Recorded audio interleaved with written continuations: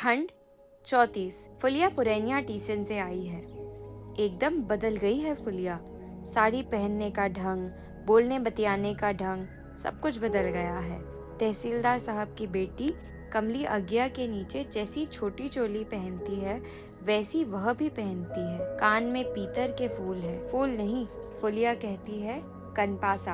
आंचल में चाबी का गुच्छा बांधती है। पैर में शीशी का रंग लगाती है। हाँ, खलासी जी बहुत पैसे कमाते हैं शायद। अरे खलासी के मुंह पर झाड़े मारो, वह क्या खाकर इतना शौक मौज करावेगा, क्या पहनावेगा। फुलिया ने खलासी को छोड़ दिया है। खलासी को खोकसी बाग की एक पतुरिया से मोहब्बत था। रोज ताड़ी पीकर वह पड़ा रहता था। तलब मिलने के दिन वह पतुरिया खलासी का पीछा नहीं छोड़ती थी। तलब का एक पैसा इधर उधर हुआ कि पैर की चिट्ठी खोलकर हाथ में ले लेती थी। आखिर फुलिया कितना बर्दाश्त करती। टीसन के पेटमान जी नहीं रहते तो फुलिया की इज्जत भी नहीं बचती। फुलिया अब पेटमान जी के यहाँ रहती है। खलासी के दिन पेटमान से लड़ाई करने आया। टीसन मास्टर बाबू ने कहा कि यदि खलासी टीसन में हाथा में आवे। खलासी के दिन पेटमान से लड़ाई करने आया। टीसन मास्टर बाबू ने कहा कि यदि खलासी टीसन के हाथा में आवे तो पकड़कर पीटो। उसी दिन खलासी जो दुम दबाकर भागा तो फिर खांसी भी नहीं करने आया कभी। पेटमान जी जात के क्षत्रिय हैं, तंत्रीमा छत्री नहीं, असल बेंदुआ छत्री। पान जर्दा खाते खाते दांत टूट गए हैं। पत्थर का नकली दांत लगाते हैं। कहने को नकली दांत है मगर असली दांत से भी बढ़कर है। चना, भट्टा और अमरूद सब कुछ चबाकर खाते हैं पेटमान जी। 50 साल पहले आसाम मुल्क में चाह पीते और पान जर्दा खाते खाते दांत टूट गए हैं। उमेर तो अभी कुछ भी नहीं है। 10 बरस से बेवा थे। मन के लायक स्त्री मिली ही नहीं। पेटमान जी ने मूंग दास के लिए एक पुरानी नीली कमीज भेज दी है। कमीज पहनने पर महंगू को पहचानने में गलती हो जाती है। ठीक रेलवे का आदमी। बुढ़िया के लिए नई साड़ी भेज दी है। एक बित्ता काली किनारी है। इस बार के कोटा में असली संतीपुड़ी साड़ी मिलेगी तो फुलिया को भेज देगा। फुलिया कहती है इस बार माँ को भी साथ ले जाएगी। फुलिया का भाग। राम पियरिया की माँ कहती है रमिया भी अब बहाने के जोग हो गई। बिना बाप की बेटी है। जब से तुम ससुराल हो गई हो रोज एक बार तुम्हारा जिक्र करती है। रमिया, फुलिया दीदी कब आवेगी? इस बार फुलिया दीदी आवेगी तो साथ में मैं भी जाऊंगी। यदि उधर कोई बर नजर में आए तो रमिया को भी अपने साथ ले जाओ। फूलो बेटी। कायरी टोली के छोकड़े दिन दिन बिगड़ते जा रहे हैं। सहदेव मिसर पर तंत्रीमा टोली का कुत्ता भी भौंकता है। बहुत दिनों के बाद वह तंत्रीमा टोली में आया है फुलिया के बुलाने पर। 10 दिन रहेगी फिर चली जाएगी। फुलिया अब जात समाज से नहीं डरती। वह तंत्रीमा छत्री नहीं, वह असल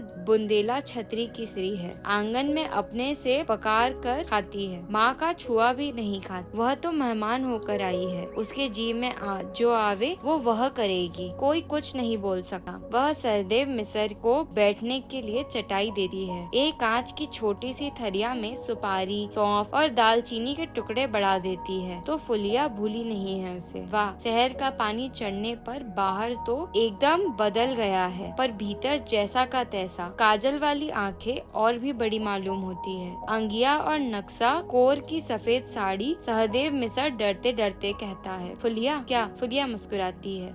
सहदेव मिसर का चेहरा एकदम लाल हो रहा है। कान लाल हो गए हैं। नाक के पास वाला सिरा थक थक कर रहा है।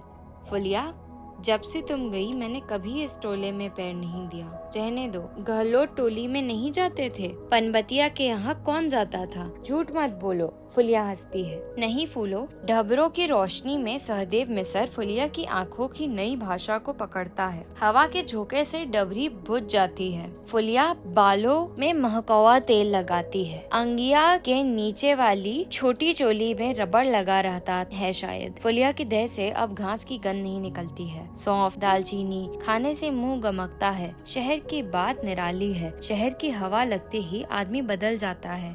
तहसीलदार की बेटी तो कभी शहर गई भी नहीं। जाति की बंदिश और पंचायत के फैसले को तो सबसे पहले पंच लोगों ने ही तोड़ा है।